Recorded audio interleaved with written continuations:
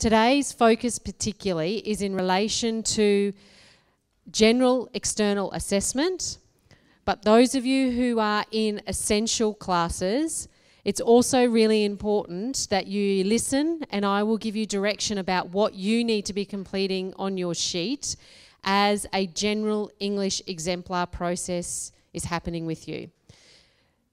This session is going to be recorded because it's important that those students who are not here get the value of the information. So you need to pay attention so that the teacher does not have to give you explicit concentration instructions that will be forever recorded on video. So please make sure you pay attention. The sheet in front of you, just to give you a really quick snapshot before I hand over to Mrs. McGregor, who is going to run an exemplar session for general English.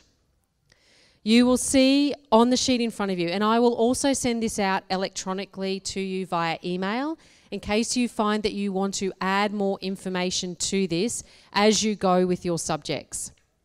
So what you will see is this is about explicitly understanding what piece of assessment is coming up for you in either an external assessment, in essential English and essential mathematics. You have a common internal assessment. That is run pretty well the same as an external assessment piece at the end of the year. We want to be really transparent with you as to, to have an understanding of where are you at, where do you want to be, and what information should you have to be in the best position possible going into those external exams, those common internal assessments, or for other applied subjects, that final piece. So on the document you will see in front of you, there is explicit information that you need to fill in. For example, subject name, how much have I already banked out of the 2 pieces of assessment I've completed? So that will be out of 100 for your general, and that will be an A to E for your applied. When is the external assessment? What is the date? The external assessment calendar is out. You should know what day it is on. I will email that calendar out to you again. Assessment for applied, same. When is that final assessment going to be due? We are running mock practice, so practice external assessments. Do you know when that's on? If not, you should do, and you need to write that in. For every subject, you should know what are the key cognitions, in other words, the cognitive verbs that I need to know for that external piece of assessment, or the CIA for your essential subjects of maths and English. Toolkit items. What I mean by that is, what do I have in my toolkit with confidence that I can walk into this room to complete my final assessment with? For example, graphic organisers, to organise my thinking for external pieces. What don't I know? Still need to do. What is my commitment that I am going to put in between now and the end? On the back side of that page, you will see some suggestions and strategies that you should be familiar with that you can be applying in the lead up to now and those final pieces of assessment. And then your teacher can sign off and write any comments in that final column. The first 3 columns and the last 3 columns you really need to do on your own and should be clear about that information. The middle section, particularly the key cognitions and the toolkit items, you really need to consult with your teacher and be sure that you have an understanding of that. So what does that look like? That is the purpose of what we have you here for as a group now. Mrs. McGregor is going to give you the exemplar for general English. So your job this morning is to listen, have a look at the information that's provided, process it, fill in the sheet in front of you in relation to general English if you're in general English, If you are in Essential English, you need to be thinking about how do these similar things apply to the Common Internal Assessment in Essential English. If you have no idea what I'm talking about, then you need to be thinking, how do I find this out today? Okay, I'm going to hand over now to Mrs. McGregor. Thank you, Miss Hopes. Okay, I'm going to pass around a handout now. If you are a general English student, you take the handout that has a staple at the top and it's multiple pages. If you are an essential English student, yours is a single page. So don't take the wrong one, otherwise you'll be looking at the wrong information. So what's coming around is a list of what you need to have in your English toolkit.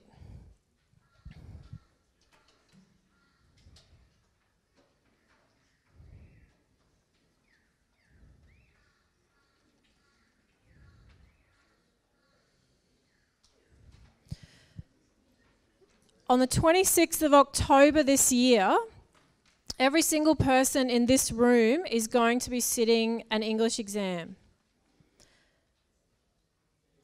When you walk into that exam, you are going to be feeling very, very confident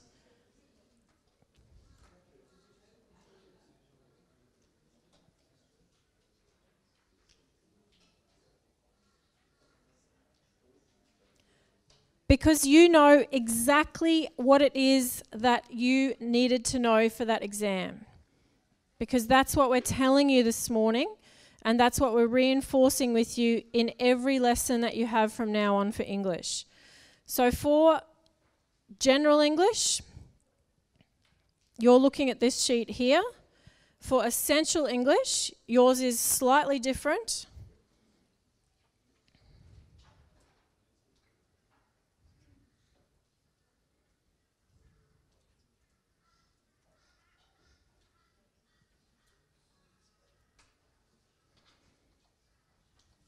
But not very. Okay, the two subject areas are very similar. I'm going to use the General English sheet because that applies to more people in the room. But those of you taking Essential English, look at your sheet and follow carefully because the same applies for you.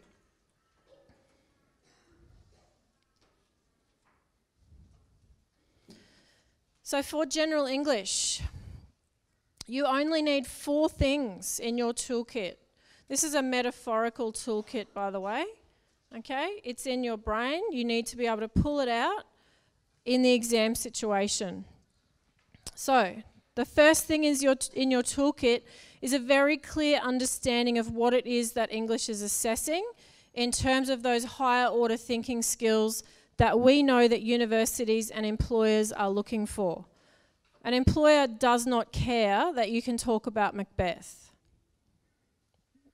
Okay, it might be an interesting lunchtime discussion, but they don't care about that. What they care about is that you can interpret situations in your workplace or your subjects or courses at uni, that you can analyse information, look for patterns, and that you can come up with a conclusion, and that you are then able to justify that conclusion.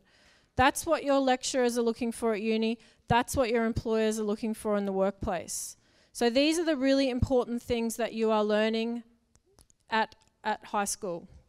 So for English, those key cognitions are actually quite simple. You've heard them over and over again over the last 18 months. You need to be able to interpret, and then you need to be able to analyse.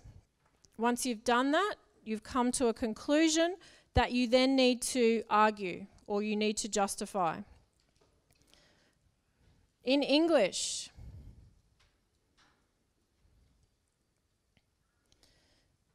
the what you are analysing is obviously texts, whether that's General English or Essential English. You are analysing texts. So you know, because it's been in our ISMGs for all of your assessment in year 11 and 12, that what you are analysing are the representations And in this case, it's the representations of the characters, and it's the perspectives that are conveyed about concepts. Now in Macbeth, some examples there are the concept of ambition, the concept of fate or free will, the concept of gender. In Essential English, your concept will be something different, but just as abstract, like identity or perseverance.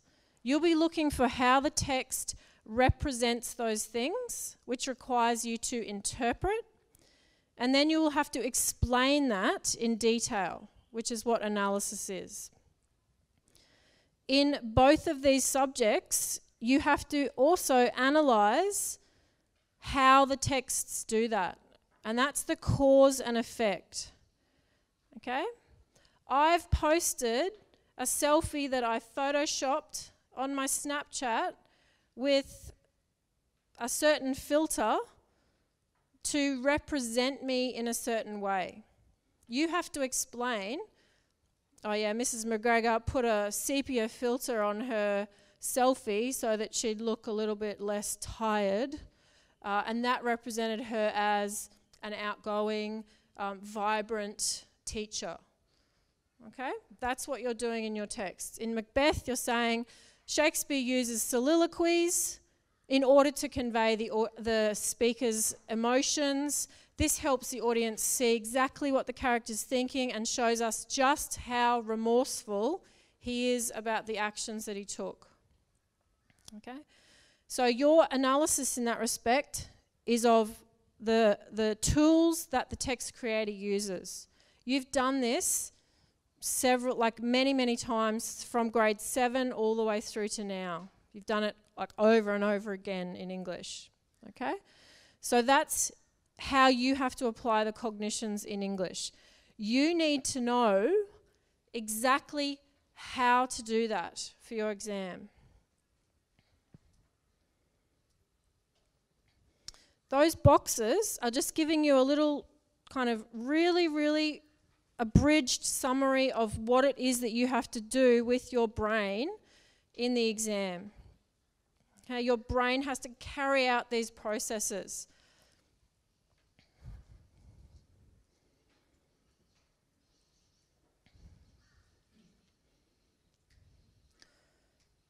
The second thing in your toolkit is on the second page of your handout there. So flip over the page and you've got a literary features summary.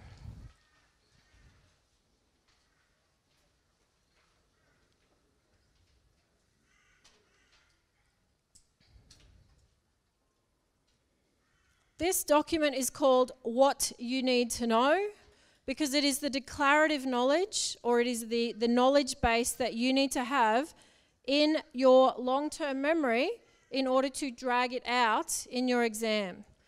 So for general English, this is obviously a very deep understanding of Shakespeare's Macbeth.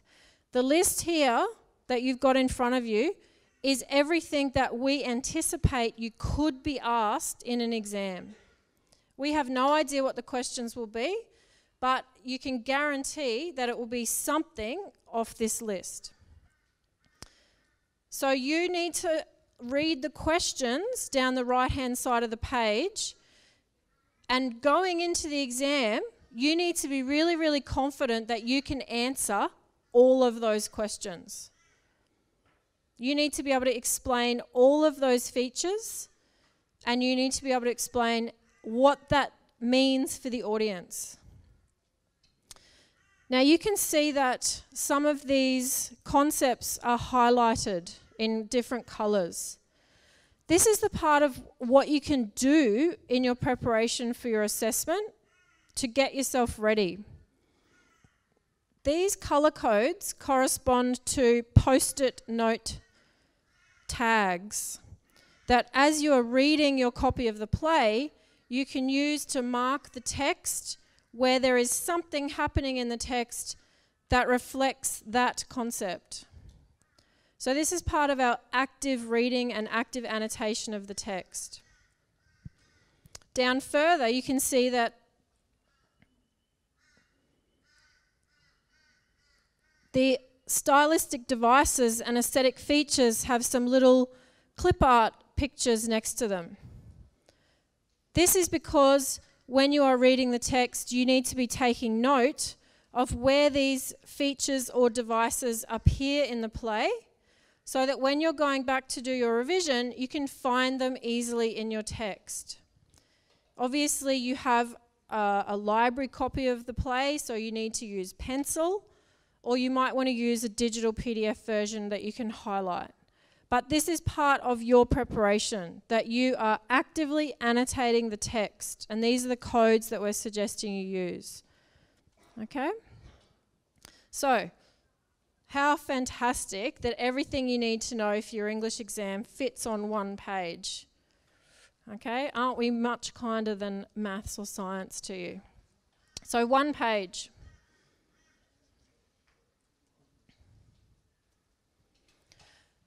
So you've all learnt everything that you need to know in terms of the content for Macbeth. By October 26, you can talk this in your sleep, just like Lady Macbeth. You can walk around the house talking about soliloquies, talking about imagery, talking about Macbeth. Okay, you can do that in your sleep. On the day of the exam, you are going to be given planning time. In that planning time, you are going to be processing the questions that you've been given, and you've then got to come up with a response. The argument map is the graphic organizer that we are saying that you should use to organize your thinking. You're not going to get that argument map in the exam booklet, are you? This is an imaginary graphic organizer that you can transfer out into your question book in the exam day. Okay, but this is what you need to use.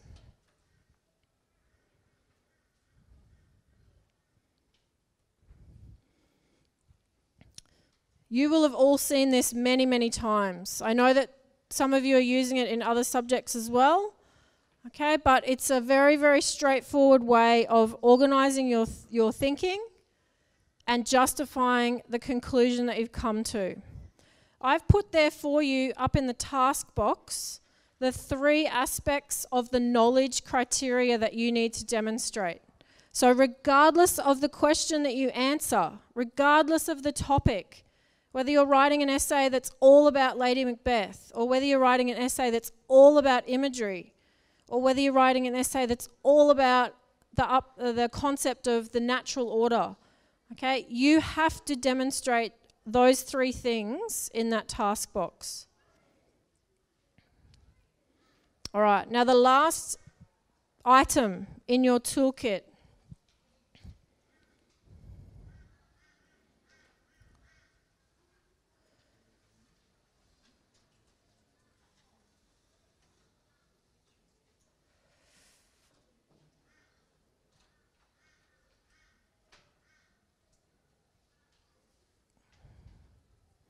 is another document that you've seen before, because you got one for IA1 and you got one for when you did your Mockingbird exam. This is your academic writing placemat for your English external exam. Okay, I'll hand this around now. Essential English students, you have a version of this on your handout already, so you don't need to take one of these. General English students, the idea behind the placemat is that you have it on your desk at home when you do your practice writing exercises. Okay, so I have given my class this week a prompt that they have to write a discussion about. Okay, they will have this next to them when they are putting together their ideas in writing. This has just about everything we can think of that you would need to come up with a really tight, discerning response to the questions. Obviously, you can't take this into the exam with you, so you need to use it as much as possible beforehand when you practice.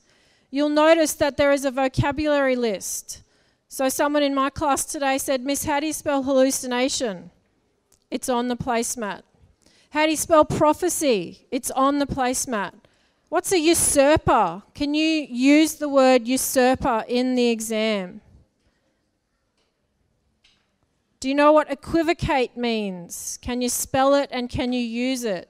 It's there on the placemat. What do I put in my context section of my introduction? Well, there's some ideas for you here.